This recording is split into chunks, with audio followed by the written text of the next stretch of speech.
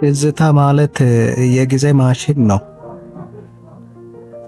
ወደ ኋላ መልሶ ካለፉት ውድ ሰዎችና ታሪካቸው ጋር ያገናኘናል። ትዝታ ማለት የሰው ልጅ አሻራ ነው። በአካል የሌሉ ሰዎችን በውስጣችን ሕያው አድርጎ የሚያኖር ብቸኛ ነገር ነው። ከሩቅ ስመለከትሽ ዓለሜ ይበራል። የኔዋ ጽጌረዳ ልቤ ላንቺ ነው ፍቅርሽ። ትዝታ የማያረጀው የዘመን ማሽን ነው። ሰው ያልፋል፣ ትዝታ ግን ይኖራል። ከትዝታ በላይ ውድ ስጦታ የለም። የኔዋ ጽጌረዳ ልቤ ላንቺ ነው ፍቅርሽ ይብራ ይሙላ ውስጥ የኔዋ ጽጌረዳ። ለመሆኑ ትዝታ ማለት ምን ማለት ነው? ብዙዎቻችን ትዝታን ያሮገ ዘመን ታሪክ፣ የወደቀ ቅጠል ወይም ያለፈ ጥላ አድርገን ልናስበው እንችላለን። ነገር ግን ትዝታ ከዛ በላይ ነው። ትዝታ የሰው ልጅ የተፈጥሮ ታላቁ የጊዜ ማሽን ነው።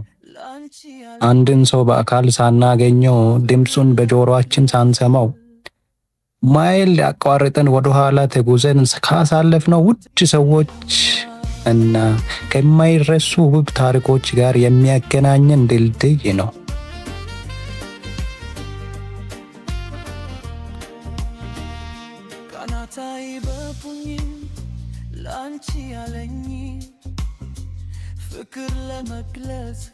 ሰዎች ይርቃሉ፣ ዘመናት ይለወጣሉ፣ ዓመታት እንደ ውሃ ይፈሳሉ።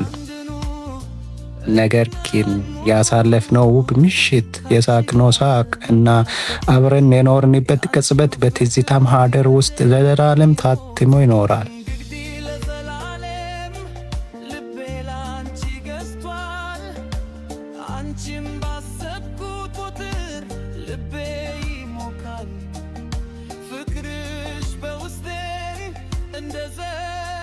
ሰው ቢኖርም ባይኖርም ቢረጅም ባያረጅም ትዝታ ግን መቼም ቢሆን አያረጅም። ሁልጊዜም ሕያው ነው። በአካል ካጠገባችን የሌሉ ሰዎችን፣ ምናልባትም በሞት ወይም በርቀት የተለያየን ውድ ነፍሳት በውስጣችን ሕያው አድርጎ የሚያኖር ብቸኛ ምድራዊ ኃይል ትዝታ ብቻ ነው። ትዝታ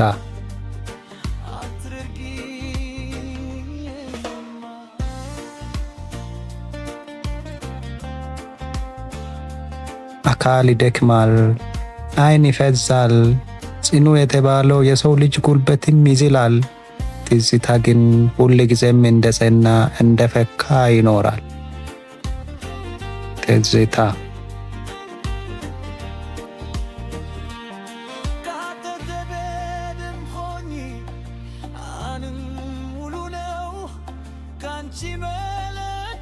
ከትዝታ በላይ ለሰው ልጅ የተሰጠ ውድ ስጦታ የለም። በተለይ የፍቅር ትዝታ። ትዝታ የፍቅር እውነተኛ ማህደር ነው። ያሳለፍንባቸውን ጣፋጭ ጊዜያቶችን፣ አብረን የሳቅንባቸውን የየዋህነት ጨዋታዎችን፣ ያጋራናቸውን ፈገግታዎችን እና ሌላው ቀርቶ አብረን የተሻገርንባቸው ከባድ የፈተና ጊዜያቶችን በሙሉ ሳይበርዝ እና ሳይቀንስ ጠብቆ ያቆያል ትዝታ።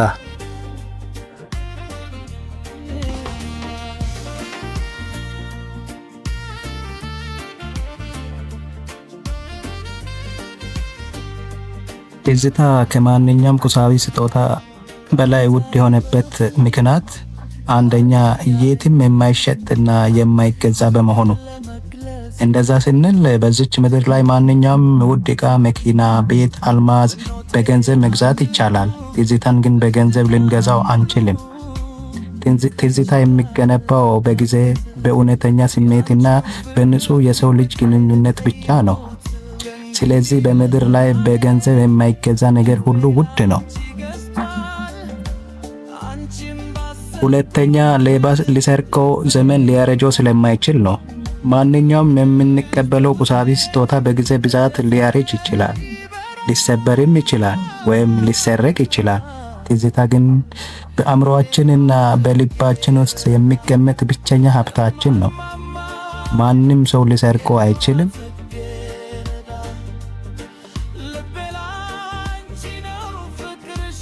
ሶስተኛው ሰዎችን ህያው አድርጎ ስለሚያኖር ነው ትዝታ ውድ ስጦታ የሆነው።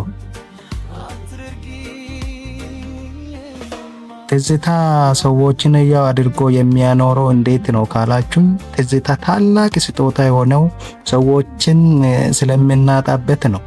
በሞት በርቀት ወይም በልዩነት ሰዎችን ልናጣ እንችላለን።